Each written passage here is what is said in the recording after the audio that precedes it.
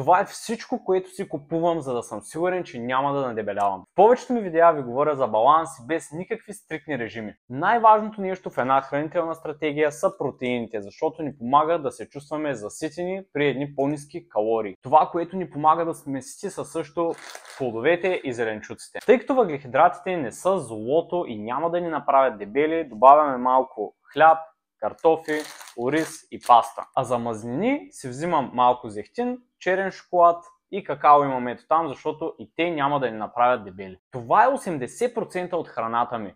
Супер здравословна и силна храна, която ще ме държи сит. Обаче това не означава, че не си хапваме по някои малко по-калорични неща, като кашкавалчета и различни десерти. Въпреки че тези силни храни ще са 80% от моите резултати и ще ме накара да се чувствам сит, но тези малки награди ще ме кара да се придържам към цялостната ми стратегия много по-лесно. Ако това видео ти е било полезно, харесай го, сподели го с някой приятел, на който ще му е полезно и нека влизането и оставането във форма да става все по-ясно за повече хора.